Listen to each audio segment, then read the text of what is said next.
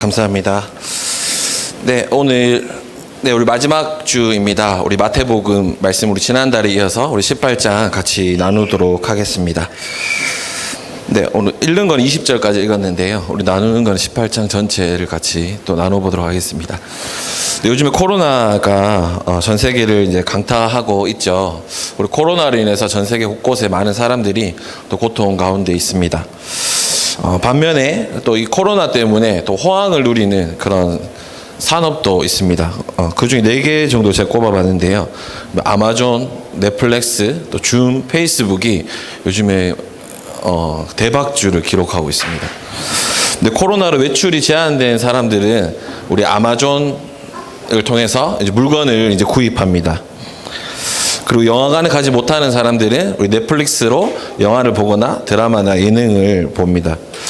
넷플릭스는 한때 접속자들이 너무 많아가지고 일부러 막 화제를 떨어뜨릴 정도였다고 합니다. 또 우리가 사용하고 있지만 또 우리 직접 만날 수 없는 사람들은 우리 줌을 통해서 또 우리 화상 통화를 하면서 서로를 만나고 있습니다. 또 우리 페이스북을 통해서 자신의 소식을 알리고 또 다른 사람들의 소식을 접하면서 이 코로나의 시간을 또 견디고 보내고 있습니다. 특히 페이스북에는 코로나 기간에 코로나 때문에 생긴 페이지가 있습니다. 전 세계 사람들이 가입해서 활동하고 있는 페이지인데요. 이 영어로 되어 있는데 Bin Isolation Outing이라는 페이지입니다. 이 페이지는 사람들이 자신의 집 쓰레기통을 이렇게 앞에 내놓는 것을 영상이나 사진으로 찍어서 올리는 이제 페이지입니다. 이 페이지를 처음 만든 사람의 의도는 이제 집에만 있으니까 너무 깝깝하잖아요. 그래서 그 외국은 이렇게 쓰레기통을 집 앞에까지 이렇게 옮겨줘야 되더라고요. 차가 다니면서 이제 쓰레기통을 이렇게 씌워주는데 이제 그 짧은 시간을 활용해서 이 답답한 마음을 조금 기분 전환도 해보고 내 혼자 이렇게 힘든 게 아니라는 것을 또 확인도 해보고 같이 이겨내자라는 의미에서 이 페이지를 만들었다고 합니다. 그래서 사람들은 이 쓰레기를 버리는 모습도 가지각색입니다. 턱시도를 입고 또 웨딩 드레스를 입고 버리는 사람도 있고 뭐 아이언맨이나 스파이더맨 또 아바타 분장을 한 아이들 뿐만 아니라 어른들도 그 자기 영상을 찍어서 올립니다. 또 어떤 사람들은 엘사가 되거나 또 멋있는 비틀즈로 변장해서 또 뮤지컬 하면서 또 쓰레기를 버리는 막 그런 영상도 올리고 합니다. 전 세계에 104만 명이나 되는 많은 사람들이 자신이 쓰레기를 버리는 그 장면을 찍어서 올리고 서로 좋아요를 눌러주고 또 이렇게 댓글을 달고 하는 그 페이지입니다. 코로나로 인해서 사람들은 직접 만날 수 없는 상황에서 어떻게든 연결되고 관계 가운데 있기 위해서 노력을 합니다. 우리 인간은 홀로 살 수 없는 존재입니다. 우리는 관계 안에서 살아갑니다. 인간에게는 관계의 DNA가 있습니다. 우리는 매일매일 수많은 사람들과 관계를 맺으면서 살아갑니다. 부모님, 또 자식들, 형제자매, 친구, 직장 동료, 또 가게 점원, 뭐 버스 기사분 등등 우리는 매일매일 수많은 크고 작은 관계들 속에서 살아갑니다. 관계가 좋지 않을 때 우리는 관계로 인해서 많은 어려움을 겪기도 합니다. 관계는 우리 삶의 큰 부분을 차지합니다. 우리 작년 3월에 한 신문에서 그런 한 조사가 있었습니다. 어떤 조사냐면은 직장을 퇴사하는 이유가 뭔가라는 것을 조사했었습니다. 직장인들이 퇴사하는 첫 번째 이유는 일이 아니라 인간관계 때문이라는 조사 결과가 나왔습니다. 직장인들 사이에서 흔히 하는 말로 일은 힘들면 버티지만 사람이 힘든 것을 못 버티겠다라는 말이 있습니다. 이 조사에서 사람 때문에 내가 직장 그만둔다라는 답변이 무려 80%에 달했습니다.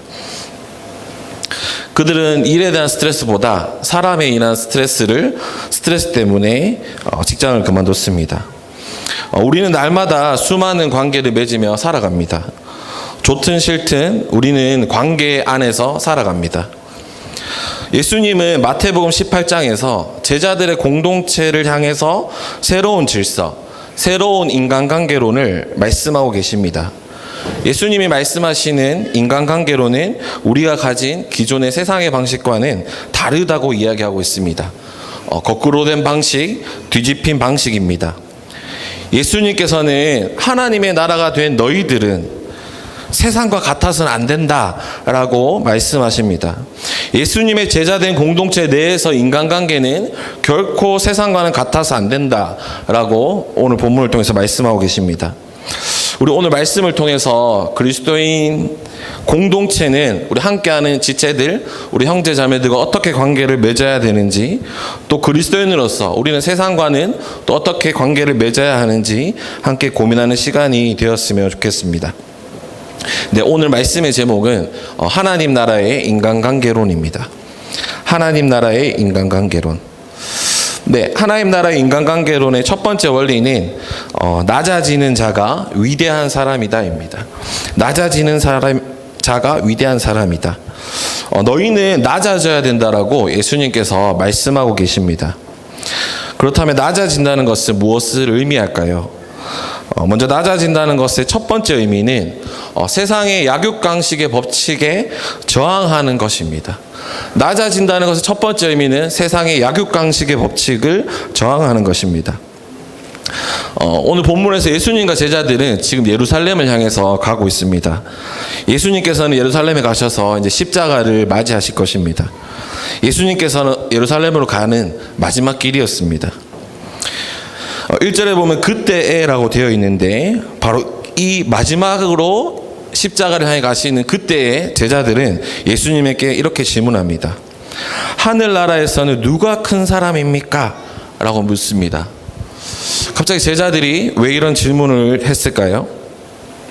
우리 바로 앞 본문인 우리 지난달에 설교했던 마태복음 17장에서 예수님의 변화산 사건을 제자들은 경험했습니다. 예수님이 찬란하게 빛나는 그 영광을 경험했습니다. 그리고 우리 성전세를 내야 되는 상황에서 예수님께서 내가 바로 하나님의 아들이다 라는 것을 제자들에게 한 번 더 알려주셨습니다. 제자들은 이렇게 생각했을 수도 있습니다. 우리가 지금 예루살렘에서 가고 있는데 우리가 예루살렘에 도착했을 때 예수님께서 성전의 주인이 되실 것을 상상했을지도 모릅니다. 당시 유대 사회에서 성전은 종교적으로 또 정치적으로 경제적으로 중심지였습니다. 제자들은 예수님께서 그곳에 가서 사내들인의 지도자들을 몰아내고 로마의 군대들을 몰아내고 주인이 되실 것을 상상했을 것입니다. 그리고 예수님께서 성전의 주인이 되셨을 때 나는 어느 자리에 있을 수 있을까라는 것을 생각했을 것입니다. 그들은 예수님이 가져오실 나라에서 자신의 위치가 궁금했습니다. 특별히 예수님과 가까이 있었던 베드로는 더 기대했을지도 모릅니다. 제자들의 머릿속에는 어떻게 하면 예루살렘에 가서 한 자리 차지할 수 있을까? 어떻게 하면 저 사다리를 올라 높은 집 위에 올라갈 수 있을까라는 고민들로 가득했을 것입니다. 분명 예수님께서는 17장에 내가 사람들의 손에 넘겨져서 죽을 것이다 라고 말씀하셨습니다. 그럼에도 불구하고 지금 제자들은 하나님의 나라에서 누가 높은 사람입니까? 라고 묻고 있는 것입니다. 그들의 머리에는 사다리의 높은 자리를 차지하고자 하는 마음이 가득했습니다. 제자들이 지금 구하는 것은 세상의 사다리였습니다. 세상의 방식이었습니다. 세상은 약육강식의 법칙이 지배합니다. 강한 자가 살아남습니다. 오늘날 우리가 살아가는 세상에서 강함이란 바로 자본과 권력입니다. 돈과 권력입니다. 돈과 권력이 있는 자들은 높은 자리에 올라가 밑에 있는 자들을 억압합니다. 최근에 여러분 뉴스 보신 분들은 많이 아시겠지만 갑질 논란이 많이 뉴스에 자주 나오죠. 특히 경비원을 상대로 한 갑질 논란이 이슈가 되고 있습니다. 고 최희석 씨께서 입주민에게 시달리다가 극단적인 선택을 한 지 얼마 되지도 않았는데 계속해서 이런 뉴스들이 또 있는 거 보면 참 안타까운 것 같습니다. 한 아파트에서는 이제 동대표가 이제 경비원분들에게 자기 집이 이동해서 저동으로 이사를 가는데 이삿짐을 옮겨라고 이렇게 이제 지시를 했습니다. 그래서 그 경비원분들이 리어카를 끌고 이동해서 저동으로 이삿짐을 옮기는 모습이 CCTV에 이렇게 찍혀 있었습니다. 저는 동대표가 그렇게 힘이 있는지 이번에 처음 알았습니다. 또 딸의 결혼식이 있었는데 딸의 결혼식에 그 경비원들 초대할 것도 아니면서 축의금을 거더라고. 축의금 걷어서 내라고 이렇게 이제 압력을 행사하게 됐습니다. 그래서 그 취재진이 왜 그렇게 압력에 굴복하셨냐니까 그렇게 안 하면 잘린다고. 실제로 그 동대표의 말을 듣지 않는 사람들 중에 잘린 사람이 많다고 이렇게 이야기했습니다. 또 다른 아파트, 여기는 아파트라기보다는 잠실의 최고급 주거용 오피스텔에서 있었던 일입니다. 뉴스 보신 분들 혹시 아실 텐데요. 이 오피스텔은 이렇게 높다랗게 생겼는데 반지의 제왕의 사우론 맞나요? 그것처럼 생겼다 해서 사우론 빌딩이라는 별명을 가지고 있는 곳인데, 여기에서 제일 싼 집이, 그 중에 제일 싼 집이 이제 40억이라고 합니다. 평당 6천만 원. 저는 이게 상상도 안 되는데, 그 정도인 호텔식 오피스텔이랍니다. 그래서 내가 퇴근을 하고 차를 몰고 집에 딱 오면은 그 앞에 도어맨이 딱 기다리고 있다가 다녀오셨습니까? 하고 문을 딱 열어주고, 또 집에 딱 가면은 아침을 셰프가 아침을 준비해서 조식이 나오고, 또 집 정리할 필요 없이 또 가사 도우미가 집을 다 정리해주는 그런 호텔식 오피스텔이었습니다. 네, 소위 돈 좀 있는 사람들이 이제 사는 곳이었는데요. 여기서 벌어진 일인데, 최근에 코로나 때문에 이제 출입하는 모든 사람들이 체온을 이제 측정해야 됐습니다. 근데 그것과 관련해서 입주민과 용역 직원 사이에서 어떤 이렇게 갈등이 있었습니다. 그래서 체온 측정을 거부한 입주민과 그 용역업체 직원의 통화 내용이 이게 녹음이 돼서 이제 언론에 공개됐는데요. 그걸 어떤 내용이냐면은 그 입주민이 그 용역업체 직원에게 당신 같은 사람이라를 운운하면서 폭언을 퍼부었습니다. 당신 같은 사람이 뭔데 나를 가르치냐? 당신 같은 사람들 내가 다 내쫓아 버리겠다라는 그 협박이 그 통화 내용에 있었습니다. 실제로 그 당사자 당시에 관련자 3명은 그 일자리를 이렇게 대기 발령이 났어요. 다른 곳으로 대기 발령이 났는데, 회사에서는 이제 보복 발령이 아니다라고 했지만, 그들이 발령된 곳에는 아무것도 없고 책상에 노트북 하나만 놓여 있고 하루 종일 업무도 없고 그런 곳에 그냥 앉아 있었습니다. 쉽게 얘기하면 회사에서 그냥 빨리 안 입고 오면 나가라는 거죠. 실제 3명 중에 1명은 너무나 스트레스 때문에 일을 그만뒀습니다. 세상의 방식은 돈과 권력이라는 무기를 가지고 사다리 위로 올라가 사다리 아래에 있는 사람들을 억압하고 착취하려고 합니다. 당신 같은 사람들과 나는 급이 달라. 내가 어떤 사람인 줄 알아? 내 연봉이 얼마인 줄 아는가? 내 학벌이 얼마인지, 내 직업이 뭔지, 내 차는 뭔지, 내가 얼마짜리 집에 사는지, 내가 이렇게 소중한 사람이야, 이렇게 위대한 사람이야 라고 이야기하면서 세상의 사다리 위에서 아래에 있는 사람들을 억압합니다. 우리 영화 범죄와의 전쟁에도 유명한 장면이 이렇게 나오죠. 이거를 제가 지난달에 하려다 실패를 했는데 오늘도 잘할 수 있을지 모르겠지만, 이제 경찰서에 잡혀간 이제 최민식이 이제 이렇게 묶여 있는데, 그 형사가 똑바로 앉아라 하면서 팍 때리죠. 그러니까 최민식이 팍 때리면서 너그 서장 어디 있어? 내가 비슷한 거야. 니네 누군 줄 알아? 너희 서장하고 어제 밥도 먹고 사우나도 가고 다 했어. 이렇게 하는 장면이 있죠. 네, 이 장면은 뭐냐면은 나는 너희가 함부로 할 수 있는 사람이 아니라는 것입니다. 당신 같은 사람들이 함부로 할 수 있는 그런 사람이 아닌 위대한 사람이다라는 것입니다. 이것이 세상의 방식입니다. 천국에서 누가 큰 자입니까? 라고 묻는 제자들도 여전히 세상의 사다리 위로 올라가고자 하는 마음이 있었습니다. 보다 큰 자, 보다 위대한 자가 되기를 바라는 마음이 그들에게 있었습니다. 하나님 나라가 되어야 할 제자들이 여전히 세상의 방식을 버리지 못하고 세상의 사다리를 구하고 있습니다. 예수님께서는 그런 제자들에게 돌이켜라 라고 말씀하십니다. 3절을 제가 한번 읽어보겠습니다. 내가 진정으로 너에게 말한다. 너희가 돌이켜 어린이와 같이 되지 않으면 절대 하늘나라에 들어가지 못할 것이다. 여기서 돌이켜라는 단어는 이제 회개하다라는 이제 슈브라는 히브리어에서 나온 단어입니다. 예수님은 그들에게 회개하라라고 엄중하게 말씀하십니다. 그들이 가지고 있던 기존의 지위에 관한 방식을 버리라고 말씀하십니다. 저 사다리에 오르려는 생각일랑 버리라고 말씀하십니다.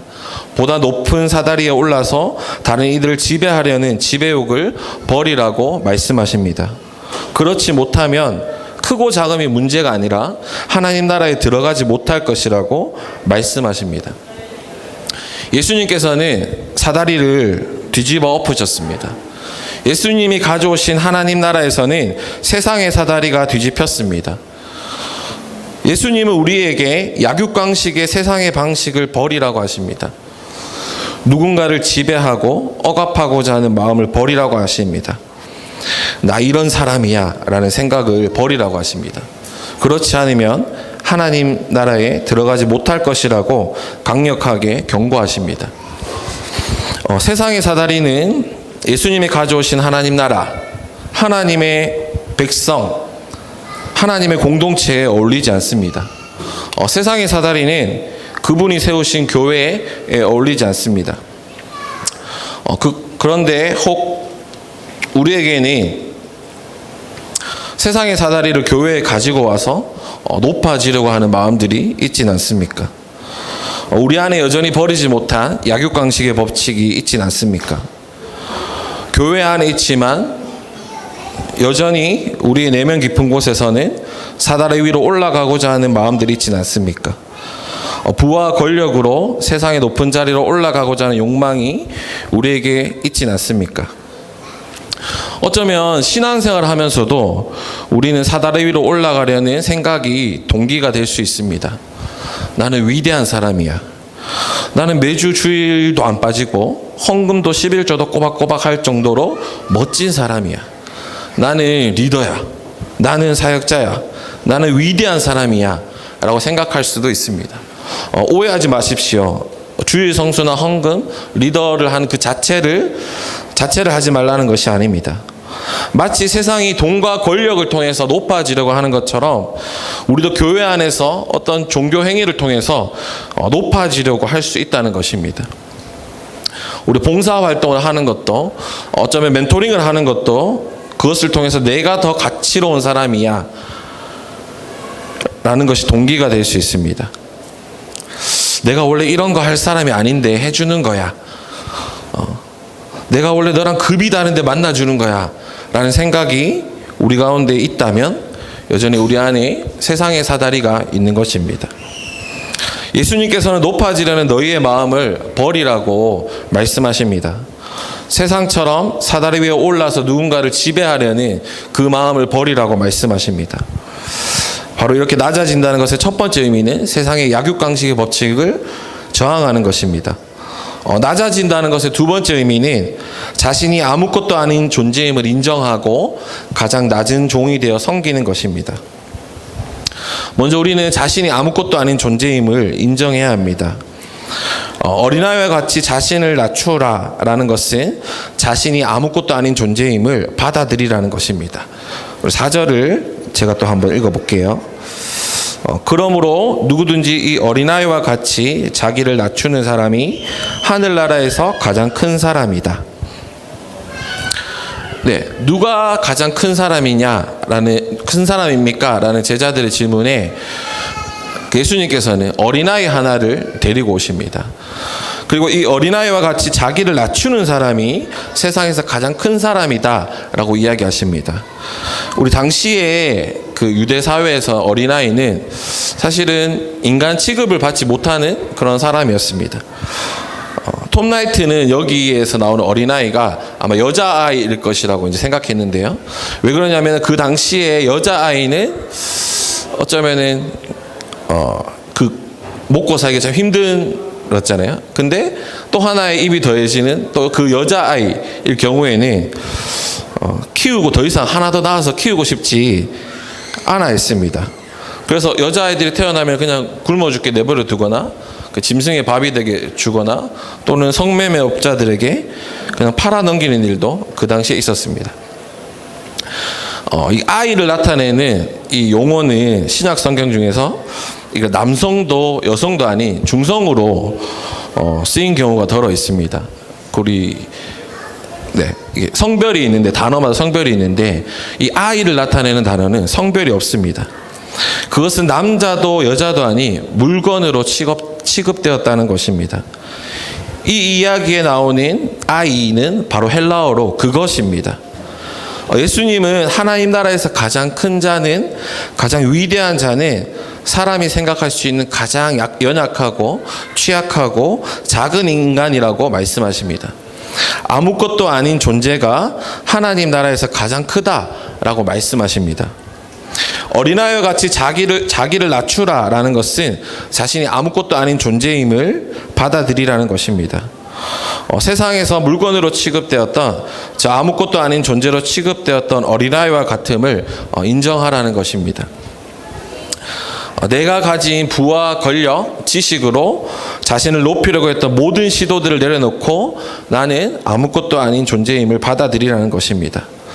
내가 어떤 사람인데 라는 자기중심적인 삶, 이기적인 삶을 버리라는 것입니다. 나보다 아무것도 아니라는 것은 나보다 덜 중요한 사람은 없다라는 뜻입니다. 아무것도 아닙니다라는 것은 나는 벌레입니다. 나는 아무것도 아닙니다. 이런 의미가 아니라 나보다 덜 중요한 사람은 없다는 것을 받아들이는 것입니다. 다른 사람들보다 낮은 곳에서 그들을 섬김으로 이어집니다. 나보다 중요하지 않은 사람은 없다라는 것은 내가 가장 낮은 사람보다 더 낮은 곳에 가서 그들을 섬기겠다는 것입니다. 가장 낮은 종이 되어 우리는 섬겨야 됩니다. 그 5절을 같이 보면은 또 누구든지 내 이름으로 이런 어린아이 하나를 영접하면 나를 영접하는 것이다 라고 예수님께서 말씀하십니다. 우리 영접하다는 것은 어떤 대접하는 것, 우리 환대하는 것을 말합니다. 귀한 사람을 귀하게 여기고 거기에 걸맞게 대우하는 것을 영접한다라고 이야기합니다. 예수님께서는 그 당시 아무것도 아닌 어린아이를 영접하라고 말씀하십니다. 우리는 세상에서 가장 낮은 아이보다 더 낮아져 서로를 섬겨야 합니다.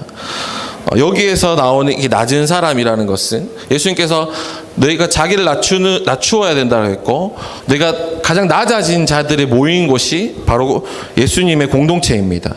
그렇기 때문에 여기에서 자신을 낮춘다는 것은 서로를 섬기겠다는 것을 의미합니다. 요한복음 13장에서 예수님께서는 섬김의 본을 보여주십니다. 예수님께서 이렇게 제자들의 이제 발을 씻기시는 장면이 요한복음 13장에 나옵니다. 우리 발을 씻긴다는 것은 유대 문화에서 발을 씻겨주는 것은 종 중에도 가장 낮은 종이 하는 일이었습니다. 그 당시 사회에서는 종도 이제 계급이 있었거든요. 그래서 이제 재산을 관리한다든지 뭐 이런 종도 있었지만 가장 낮은 종이 사람들이 이제 발을 씻겼습니다. 중동 지방에 그런 이제 덥고 또 이제 모래가 막 날리고 그 사람들이 이제 샌드 같은 것들 신고 다녔거든요. 그러니까 이제 발이 정말 더러웠겠죠. 예수님께서는 그 더러워진 제자들의 이제 발을 씻기신 것입니다. 종들 중에서도 가장 낮은 종이 하는 그 발을 씻기는 것을 예수님께서 그 제자들에게 하시는 것입니다. 그리고 나서 너희가 이것을 꼭 기억해야 된다. 이것에 의미가 있다라고 말씀하시고 요한복음 13장 14절 15절에서 그 의미를 이제 설명해 주십니다. 제가 한번 읽어 보겠습니다.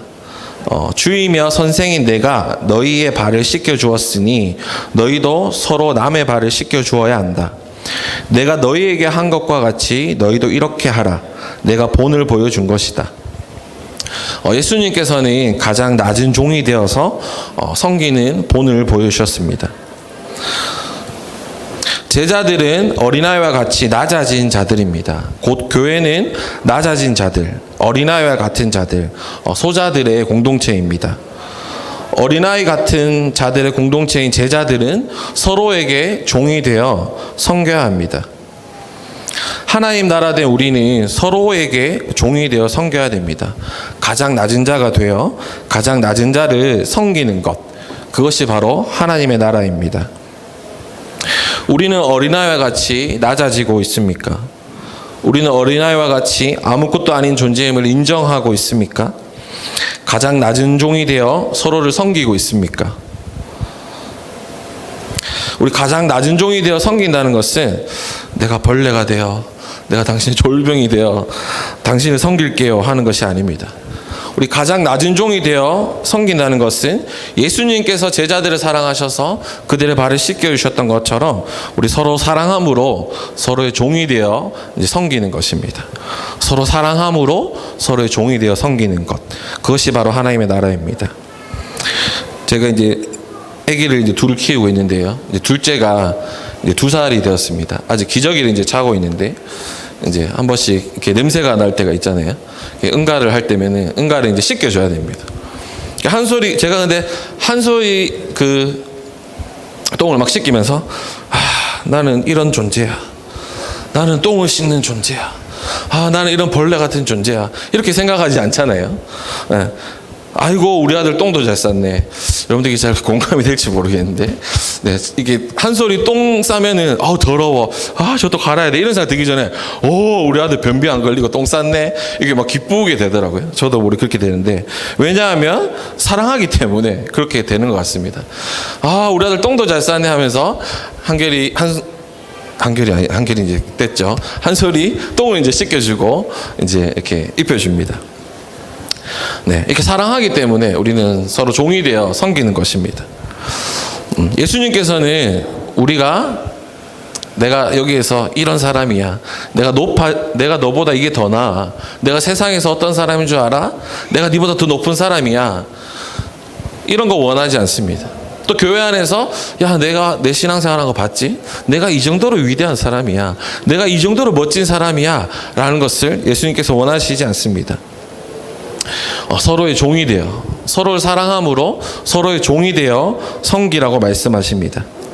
우리는 세상의 방식에 저항하고 자신이 아무것도 아닌 존재임을 인정하고 서로의 종이 되어 섬겨야 합니다. 그런데 만일에 우리가 여전히 높아지려고 하고 여전히 사다리에 올라가려고 하고 그렇게 한다면 우리는 하나님 나라의 백성들, 또 다른 소자들을 실족해 할 수 있습니다. 우리 여기에서 나오는 6절부터 나오는 이제 걸려 넘어지게 하다, 근데 실족해 한다라는 것은 단순히 너는 나에게 상처를 줬어, 너는 나에게 모욕감을 줬어, 이런 의미가 아닙니다. 여기서 이제 실족해 한다, 걸려 넘어지게 한다는 것은 제자도의 길에서 멀어지게 한다라는 것입니다. 쉽게 얘기하면 나의 그런 변화되지 않은 모습, 세상의 그런 약육강식을 따라 살아가는 그 모습, 사다리를 올라가려고 하는 그 모습 때문에 누군가가 하나님 나라로부터 멀어진다는 것입니다. 내 삶을 보고 교회 다니는 사람은 별거 없네, 교회 와봤는데 똑같네, 이것이 바로 실족해 하는 것, 걸려 넘어지게 하는 것입니다. 우리가 낮아지지 않고 높아지려 하는 마음, 교만한 마음을 가지고 누군가를 지배하려 할 때, 또 이기적이 되어서 내가 가장 소중한 사람이야, 내가 가장 위대한 사람이야 라고 생각할 때, 우리가 교회 안에 있지만 여전히 사다리를 올라가려고 할 때, 그러한 우리들의 모습들 때문에 누군가는 실족할 수 있다는 것입니다. 교회 안에서 우리의 모습을 진지하게 돌아봤으면 좋겠습니다. 우리가 소그룹 때 또 함께 나눔을 하면서도 하나님을 향한 나눔은 전혀 없고, 여기서 전혀라는 단어를 잘 이제 기억해 주세요. 세상에서 어떻게 하면 높아진다더라, 어디에 투자한다 하면은 돈 많이 번다더라, 이런 이야기만 소그룹에서 한다고 생각해 보십시오. 그것은 사람들을 실족해 합니다.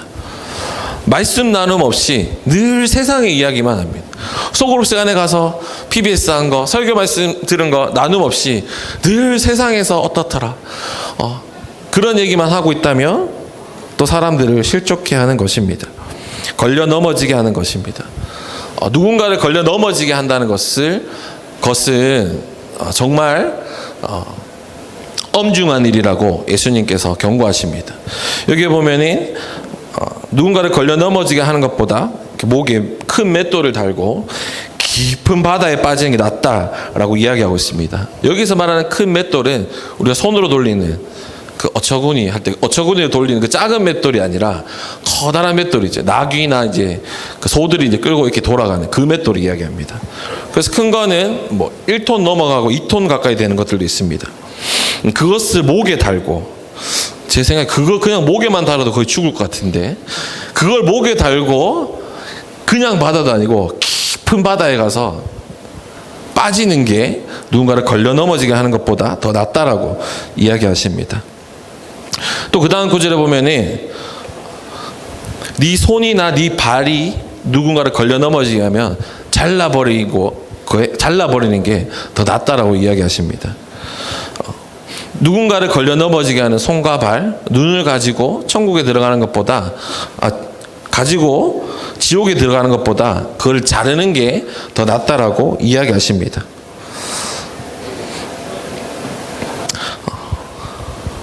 이것은 실제로 너의 손과 발을 잘라라, 네 눈을 뽑아버려라 라는 것이 아니죠. 세상의 방식을 추구하려는 마음과 끊임없이 싸워야 한다는 것입니다. 그것은 손과 발을 자르고 눈을 뽑는 것만큼 힘든 일이지만 너희가 포기하지 않고 싸워야 한다는 것입니다. 하나님 나라의 인간관계론 첫 번째 원리는 바로 세상의 약육강식의 법칙에서 저항하고 자신을 가장 낮추어 서로의 종이 되어 섬기는 것입니다. 자신을 낮춘다는 것, 곧 자신이 아무것도 아닌 어린아이와 같음을 인정하고 힘들지만 포기하지 않고 끊임없이 나를 낮추고 서로의 종이 되는 것, 그것이 바로 하나님 나라의 인간관계론의 첫 번째 원리입니다. 하나님 나라의 인간관계론 두 번째 원리는 서로를 책임지라입니다. 하나님 나라의 인간관계론 두 번째는 서로 책임지는 것입니다. 우리 10절부터 20절까지인데요. 우리는 서로의 삶에 관심을 가지고 서로를 책임져야 합니다. 우리 10절 앞부분 제가 한번 읽어보겠습니다. 너희는 이 작은 사람들 가운데서 한 사람이라도 업신여기지 않도록 조심하여라. 앞에서도 이야기했지만 우리 모두는 작은 사람들입니다. 우리는 우리 가운데 한 사람이라도 업신여겨서는 안 됩니다. 우리는 서로의 삶에 관심을 가져야 됩니다. 예수님은 그 이유를 하늘에서 작은 자 한 사람을 대변하는 수호천사가 있음을 이야기합니다. 10절 후반부를 제가 읽어보면요. 내가 너희에게 말한다. 하늘에서 그들의 천사들이 하늘에 계신 내 아버지의 얼굴을 늘 보고 있다. 네, 우리는 이제 천사들에 대한 이제 그런 이미지가 이제 이렇게 익숙하지는 않지만 그 당시에 유대인들에게 천사의 이미지는 분명하게 친숙한 이미지였습니다. 그런데 그들의 천사들이 있다는 거죠. 그 작은 자들을 수호하는 천사들이 있다라고 이야기하고 있습니다. 그뿐만 아니라 그 천사들은 하늘에 계신 내 아버지의 얼굴을 보고 있다, 늘 보고 있다라고 말씀하십니다. 작은 자들의 수호 천사들은 하나님의 얼굴을 늘 보고 있다라고 이야기하고 있습니다. 근데 여기서 주목해야 될 것은 그 천사들이 하나님의 얼굴을 늘 보고 있다라는 것입니다. 이게 우리는 이제 감이 없을 텐데요. 우리 이사야서 6장에 보면은 그 이사야 6장에 보면 이런 천국에 대한 이야기가 나옵니다. 거기에 이제 스랍이라고 불리는 천사들이 나오는데 그 천사들이 이제 날개가 6개가 달려 있습니다. 그래서 6개 중에 2개는 이제 나는 데 쓰고, 2개는 자기 발을 가린 데 쓰고, 또 2개는 자기 얼굴을 이렇게 가리는 데 씁니다. 얼굴을 이제 가린다는 이유는 그 천사들이 하나님의 주위에 있으면서 이제 하나님을 보좌하는 천사들인데 그들이 이제 얼굴을 가리고 있습니다. 왜냐하면 하나님은 그만큼 경외해야 되는 분이라는 거죠. 그렇기 때문에 그들은 그들의 얼굴을 가렸습니다. 그리고 예언자들은 실제로 하나님을 대면했을 때 죽을 것이다 라고 생각했습니다. 그렇기 때문에 대부분의 천사들은 하나님을 직접 보지 못하고 얼굴을 가리고 있는 겁니다. 마치 우리 예전 조선시대 보면 왕이 딱 앉아있을 때 꼿꼿하게 고개를 들고 이제 왕 앞에 나가는 사람 없잖아요. 전부 다 고개를 숙이고 이제 전하 이렇게 왕 앞에 가잖아요. 그런 것처럼 천사들도 얼굴을 다 가리고, 마치 물개가 얼굴 가린 것처럼 얼굴을 가리고 이제 하나님 앞에 나갔습니다. 그런데 오늘 본문에 나오는 이 천사는 얼굴을 가리지 않고 늘 하나님 얼굴을 보고 있습니다. 왜냐하면 이 천사들은 바로 소자들의 수호천사이기 때문입니다. 이 말은 무슨 말입니까? 그만큼 이 땅의 작은 자들, 그들이 소중하다는 것입니다. 하나님께는 이 작은 자들, 세상의 눈으로 봤을 때는 뭐 아무것도 아닌 자들, 없어도 되는 자들, 잉여들 일지 몰라도 하나님으로 봤을 때는 이 사람은 정말 귀중한 사람이다라는 것입니다. 그렇기 때문에 하나님 나라에서는 이 작은 자들이 업신여김 받아서는 안 된다라고 이야기하고 있습니다. 그토록 귀중한 존재이다. 그렇기 때문에 너희는 서로 관심을 가져야 된다. 네 옆에 있는 작은 사람들에게 관심을 가져라 라고 이야기하고 있습니다. 내 옆에 있는 사람은 하나님께서 그토록 중요하게 여기는 존재들입니다. 그런데 우리는 혹시 이 작은 자들을 업신여기고 무관심하게 대하고 있진 않습니까? 나랑 기질이 좀 다르다고, 나랑 왠지 이 사람 좀 잘 안 맞아, 나랑 이 사람 대화가 좀 안 통해, 이 사람만 있으면 내 마음이 답답해져. 또 다시 세상의 사들을 들고 와서 나 이 사람이랑 급이 다른 사람이야 라고 생각하면서 우리 옆에 있는 작은 사람들을 업신여기고 있진 않습니까? 그들의 수호천사는 하나님 앞에서 얼굴을 가릴 필요도 없는 존재들인데 우리는 그들에게, 작은 자들에게 얼굴을 가립니다. 하나님은 그들을 부끄러워하시지 않는데 우리는 그들을 부끄러워합니다.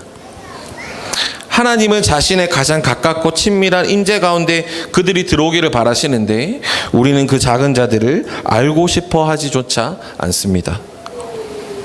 하나님은 그들과 함께 하기를 원하시는데 우리는 그들을 밀어냅니다. 이것은 세상의 방식입니다. 세상은 작은 사람들, 아무것도 아닌 사람들을 걸러냅니다. 무시합니다. 하지만 하나님의 나라는, 하나님의 백성들은, 교회는 결코 그래서는 안 됩니다. 우리는 서로를 업신여기지 말고 서로에게 관심을 가져야 됩니다. 그리고 우리는 서로에게 관심을 가지고 혹 우리 가운데 하나님부터 멀어지는 사람이 있다면, 잃어버릴 것 같은 사람이 있다면 그 사람들을 찾기 위해, 회복을 위해서 노력해야 됩니다. 우리는 잃어버린 양의 회복을 위해서 노력해야 됩니다. 그 뒷절에 나오는 것처럼 여기에서 잃어버린 양이라는 것은 하나님의 백성 안에 있다가 어떻게 실족하든지 걸려 넘어져서 하나님부터 멀어지는 사람을 의미합니다. 우리는 잃어버린 양 한 마리를 가볍게 여기면 안 된다라고 이야기합니다. 본문에서 잃어버린 양 한 마리를 찾으면 그 99마리보다 더 기쁘다라고 이야기하고 있습니다. 이것은 그 99마리가 중요하지 않다라는 의미가 아니라 그런 잃어버린 그 한 사람, 망해가는 그 작은 한 사람을 찾는 것이 그만큼 기쁘다라는 것을 강조하는 표현입니다. 길을 잃고 헤매이는, 망해가는 작은 자들을 내버려 두는 것은 결코 하나님의 뜻이 아니라고 말씀하십니다. 우리는 그들을 찾기 위해 노력해야 됩니다. 우리는 죄 가운데 있는 형제를 찾기 위해 노력해야 됩니다. 우리 15절부터 이제 죄 가운데 있는 형제들에게 너희는 어떻게 해야 되는지가 이제 나옵니다. 형제가 죄 가운데 있을 때 우리는 무관심해서는 안 됩니다.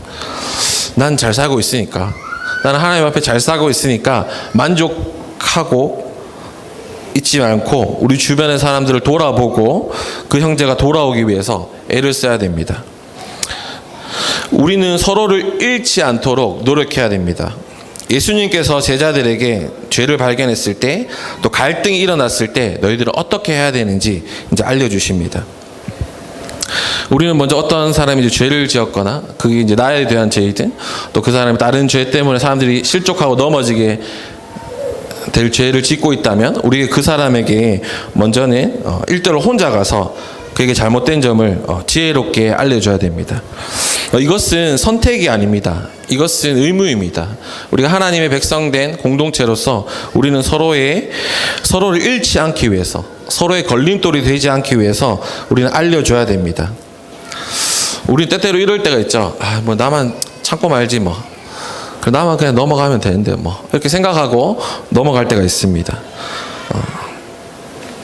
그런데 예수님께서는 그 죄에 대해서 내가 말하고 말하지 않는 것이 선택이 아니라 의무라고 이야기하고 있습니다. 그리고 교회 안에서 갈등이 생긴다는 것 자체를 또 어떤 사람들이 이제 받아들이지 못하는 사람들도 있어요. 내가 괜히 이거 얘기해가지고 괜히 막 갈등 만들고 막 이럴까봐 또 얘기하지 않는 사람들도 있습니다.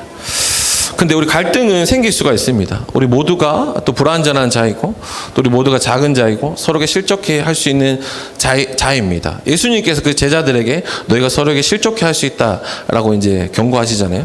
그렇기 때문에 우리가 어떤 죄 가운데 있을 때 또 누군가 죄 가운데 넘어졌을 때 그 갈등이 생길 때 그것을 인정하고 그 해결을 위해서 노력해야 됩니다. 갈등이 생겼다는 게 중요한 게 아니라 우리가 갈등이 생겼을 때 그 갈등을 우리가 어떻게 해결하느냐 그것이 더 중요한 문제입니다. 우리 마치 가정 중에도 이제 건강한 가정은 갈등이 생겼을 때 그것을 인정하고 그 갈등을 다 풀잖아요. 근데 건강하지 않은 가정은 갈등이 있는 자체를 싸움이 나는 자체를 숨깁니다. 그리고 그때 들었던 감정이나 이런 것들 그냥 묵살합니다.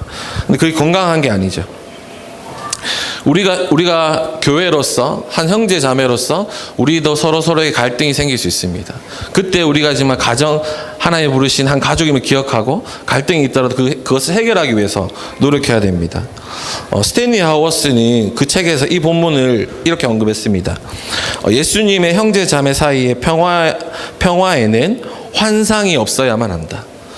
우리는 실제적으로 부딪힌다는 거죠. 그냥 우리 안에 교회는 이런 곳이야. 갈등이 없어. 우리는 다 좋아. 항상 만나면 웃게 되고 미소 짓게 되고 그런 환상 가운데 있는 것이 우리 교회 하나님 나라의 공동체의 관계가 아니라는 것입니다. 갈등이 없는 것처럼 완전한 것처럼 행동하는 것이 아니라 갈등을 인정하고 함께 갈등을 위해서 노력해야 합니다. 그렇죠?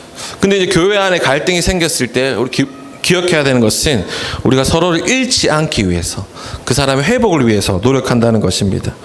이 모든 과정은 회복을 전제로 한다는 것을 기억해야 됩니다.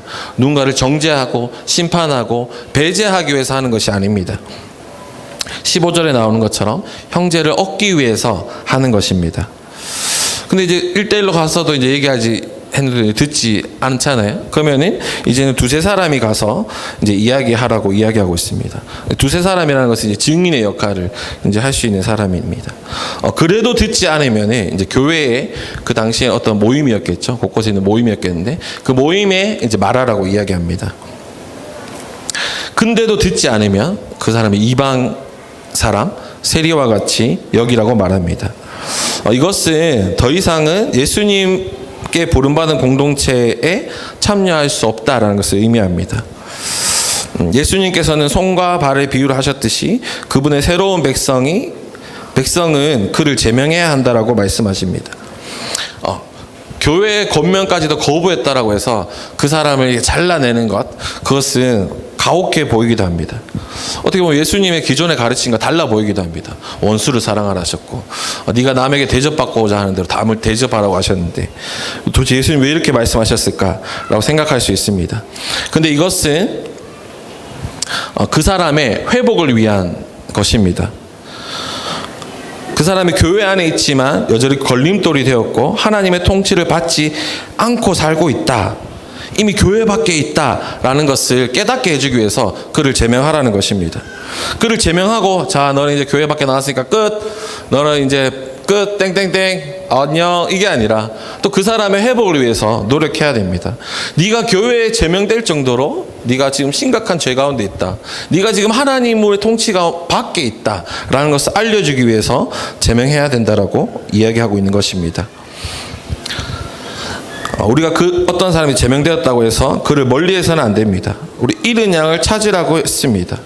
우리 잃어버린 양을 찾는 심정으로 처음부터 그와 다시 시작해야 됩니다. 이 모든 과정은 참 어려워 보입니다. 어떻게 보면 불가능해 보이기도 합니다. 아니 불가능할 수도 있습니다.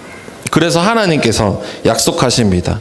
우리 18절부터 19절까지 하나님께서 이제 약속을 주시죠. 제가 한번 읽어보겠습니다.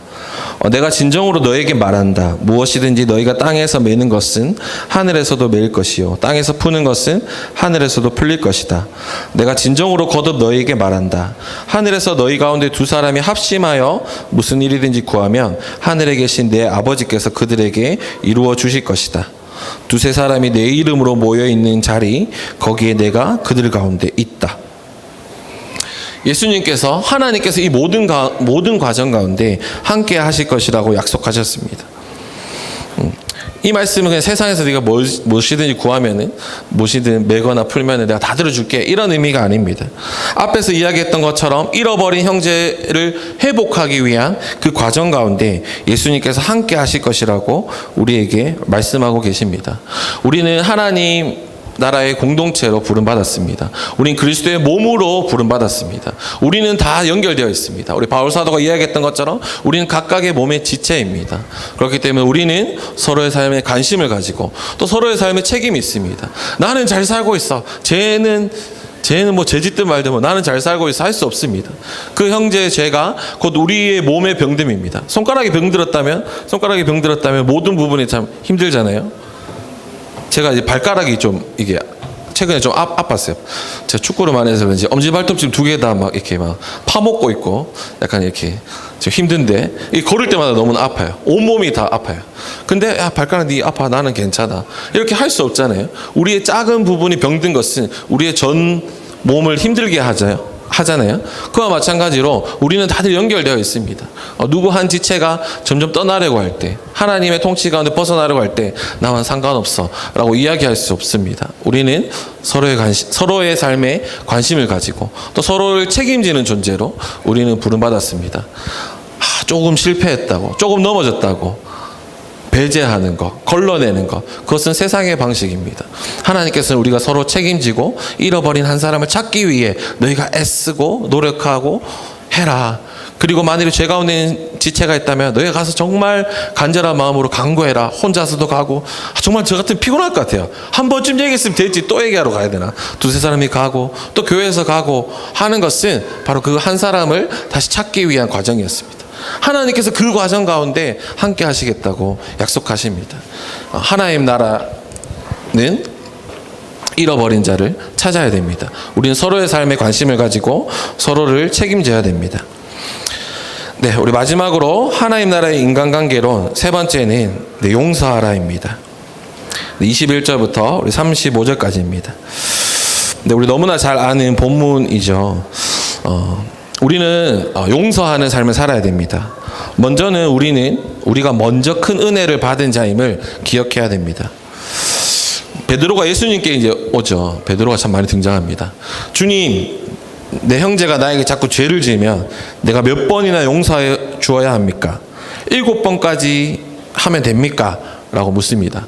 당신이 이제 일반적인 랍비들의 가르침은 3번까지 용서해줘라, 4번째는 용서해주지 마라 라는 것이 이제 가르침이었습니다. 근데 베드로는 지금 7번을 이야기하잖아요. 그만큼 베드로는 나 좀 더 쓰겠습니다.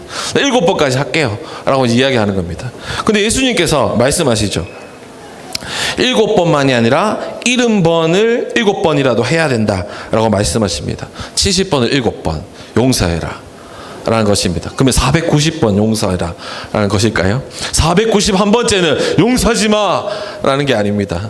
490번이라는 것은 너희가 용서하는데 제한을 두지 말라는 것입니다.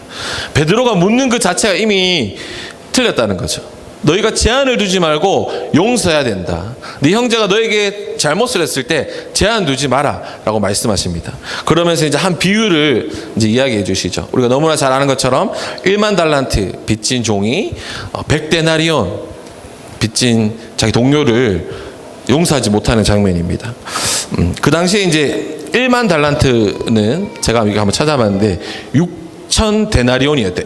1만 달란트가 1달란트가 6천 데나리온이었어요. 데나리온은 한 사람의 1당이었어요. 그러니까 1당을 10만 원으로 계산하면 6천 데나리온이면 얼마죠? 6천만 원? 6억인가요? 네, 1데나리온이 6억 정도 되는 거죠. 근데 이것은 한 달란트는 노동자의 약 20년의 임금이었답니다. 한 달란트가.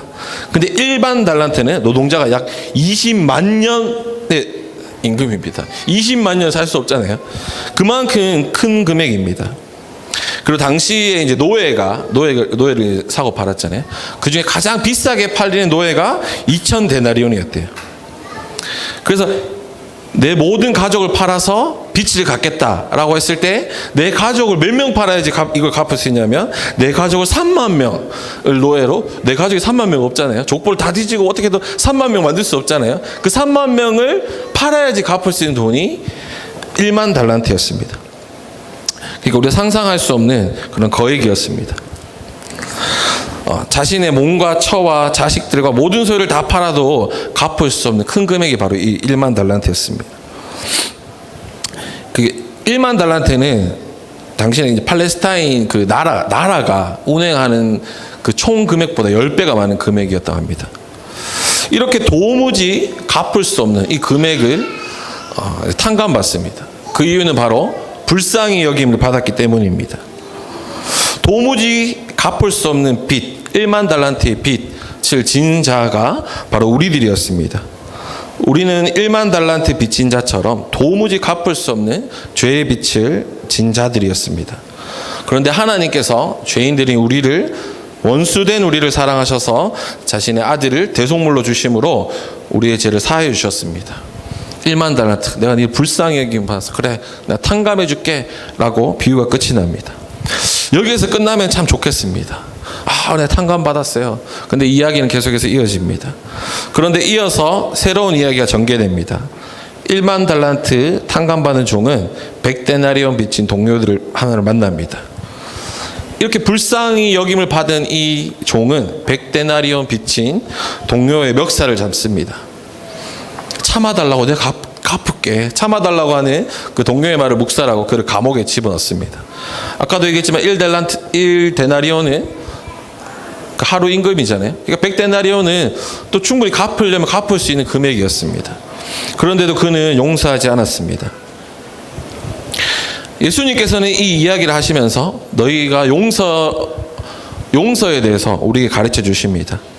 예수님이 가져오신 새로운 방식, 새로운 인간관계, 하나님 나라의 새로운 삶의 방식은 바로 용서입니다. 예수님은 이미 제자들에게 용서를 위해서 기도하라고 이미 가르쳐 주셨습니다. 우리 마태복음 6장에 나오는 것처럼 우리 주기도문이 나오죠. 그 12절에 보면은 6장 12절에 우리가 우리에게 죄 지은 사람을 용서하여 준 것 같이 우리 죄를 용서하여 주시고 라고 가르쳐 주십니다. 그리고 용서를 받기를 원한다면 너희가 먼저 용서해야 된다라고 분명히 가르쳐 주십니다. 6장 14절부터 15절을 제가 읽어보겠습니다. 너희가 남의 잘못을 용서해 주면 너희 하늘 아버지께서도 너희를 용서해 주실 것이다. 그러나 너희가 남을 용서해 주지 않으면 너희 아버지께도 너희의 잘못을 용서해 주지 않으실 것이다 라고 되어 있습니다. 네, 스탠리 하워스, 우리가 이제 필독서를 읽었던 스탠리 하워스의 이제 주여 기도를 가르쳐 주소서라는 책에는 이 부분을 이렇게 이제 해석하고 있습니다. 제가 한번 읽어보겠습니다. 다른 사람을 용서하지 못하는 사람은 천국에 도달하기 위해 반드시 건너야 할 다리를 허물고 있는 것이다. 사람은 누구나 용서를 받을 필요가 있기 때문이다. 우리의 용서는 우리가 용서를 받는 것에 대한 응답으로 시작한다. 우리의 용서는 우리에게 해를 가한 동료 인간을 향해 관대함의 행위기보다는 우리를 용서하시는 하나님을 향한 감사함의 행위다 라고 이야기하고 있습니다. 이것은 내가 좀 더 관대한 사람이야. 그래 내가 자비한 사람이야.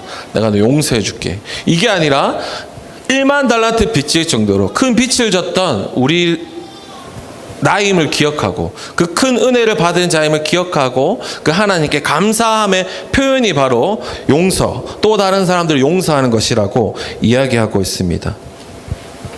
용서는 먼저 큰 은혜를 받은 자들이 하나님을 향한 감사의 행위입니다. 그렇기 때문에 우리는 용서해야 됩니다. 또 저는 이 본문을 준비하면서 우리는 어떻게 보면 원수까지도 용서해야 됩니다. 그 원수는 우리의 직장 동료일 수도 있습니다. 가정에 있을 수도 있습니다. 학교에 있을 수도 있습니다. 어쩌면 교회에 있을 수도 있습니다. 원수들이 우리를 공격할 때 우리는 보복하고 싶습니다. 똑같이 안 갚음해주고 싶습니다. 네, 우리 이번 달에 필독서로 읽었던 우리 베스트셀러 광야를 걷고 있는 그대에게 이제 나발의 이야기가 나옵니다. 여러분들 다들 이제 읽어보셨겠지만, 네, 다윗이 나발의 양떼를 짐승과 이제 도적들로부터 이제 지켜줬잖아요. 그래서 양털 깎는 축제의 날에 이제 나발에게 정중하게 우리 열심히 또 지켜줬고 했으니까 먹을 것을 조금이라도 주세요라고 정중하게 이제 부탁합니다. 근데 나발이 거부하죠. 그냥 거부한 게 아니라 다윗을 모욕하고 불황자 취급을 합니다. 이때 다윗이 뚜껑이 열리죠. 나를 이렇게 취급하다니. 다윗은 자신의 부하들을 무장시켰습니다.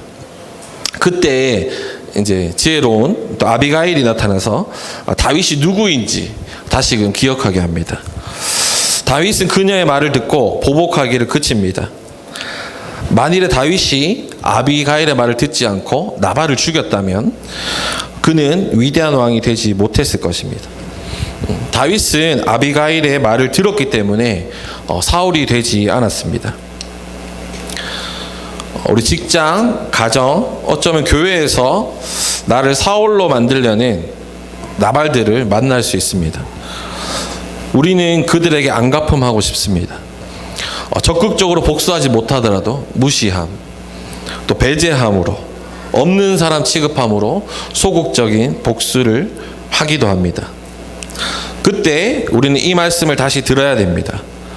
마치 다윗이 아비가일의 말을 듣고 멈췄던 것처럼 우리는 예수님의 말씀을 다시 들어야 됩니다. 우리 35절입니다. 너희가 각각 진심으로 자기 형제 자매를 용서하지 않으면 나의 하늘 아버지께서도 너희에게 그와 같이 하실 것이다. 우리는 서로를 용서해야 됩니다. 또 우리에게 해를 가하는 사람들을 용서해야 됩니다. 우리가 먼저 용서받은 자임을 기억하고 용서합시다. 또 우리는 아무것도 아닌 자임을 다시금 기억하고 용서합시다. 우리 톰 라이트는 그의 책에서 용서하지 못하는 것은 우리가 아직 어린아이와 같지 않음을, 즉 나는 그런 취급을 당할 정도의 시시한 사람이 아니라는 자세일지도 모른다라고 이야기하고 있습니다. 스탠리 하워스는 교회를 표시해주는 용서는 시기와 증오, 복수에 기반한 정치에 대해 대안을 제공하는 정치인 것이다 라고 이야기하고 있습니다. 교회의 표시는 바로 용서입니다. 이 용서는 기존의 세상의 질서의 대안이 됩니다. 예수님이 가져오신 하나님 나라의 인간관계로 세 번째 원리가 바로 용서입니다. 네, 말씀을 정리하고자 합니다. 예수님께서는 이 땅에 하나님 나라를 이루기 위해 제자들을 부르셨습니다. 그리고 제자들은 세상과는 다른 인간관계를 맺으며 살아가야 한다라고 말씀하십니다. 그리스도인이 된 우리도 새로운 방식, 새로운 인간관계로 부르심을 받았습니다. 우리는 세상의 약육강식의 법칙을 거부하고 가장 낮은 자리에서 서로 섬기도록 부름받았습니다. 우리는 서로를 책임지는 자로 부름받았습니다. 지극히 작은 자 한 사람은 하나님께서 귀하게 여기는 사람입니다. 잃은 양 한 마리를 찾으셨던 것처럼 예수님의 길에서 멀어지는 형제의 회복을 위해서 우리는 노력해야 됩니다. 또 우리는 용서하는 자로 부름받았습니다. 용서는 하나님의 백성의 표시입니다. 예수님께서 가져오신 이 새로운 인간관계를 기억하시면서 우리의 모습을 돌아보고 새롭게 또 우리에게 보여주신 그 길에 또 순종하며 하나님의 길을 같이 걸어갔으면 좋겠습니다. 네, 우리 같이 기도했으면 좋겠습니다. 먼저 우리 안에 여전히 존재하고 있는 세상의 약육강식의 법칙이 있진 않은지 돌아보고 회개합시다. 예수님께서 돌이키라고 말씀하셨습니다. 우리가 교회 안에 있으면서도 여전히 높아지고 누군가를 지배하고자 하는 마음이 있을 수 있습니다. 우리의 마음을 돌아보고 회개합시다. 그리고 결단합시다. 우리 서로의 종이 되어서 섬기겠노라고. 내가 아무것도 아닌 자임을 기억하고 또 다른 사람들, 또 낮은 자들, 작은 자들을 섬기겠다고 기도했으면 좋겠습니다. 또 우리 서로 책임집시다. 우리는 서로 책임지는 공동체입니다. 우리는 그리스도의 몸으로 부름받았습니다. 우리가 서로 연결되고 있음을 기억하고 죄 가운데 있는 형제자매 회복을 위해서 우리 노력하고 기도합시다. 또 마지막으로 용서하기를 결단합시다. 내 마음 안에 나를 힘들게 하는 사람들, 나발과 같은 사람들이 있을 수 있습니다.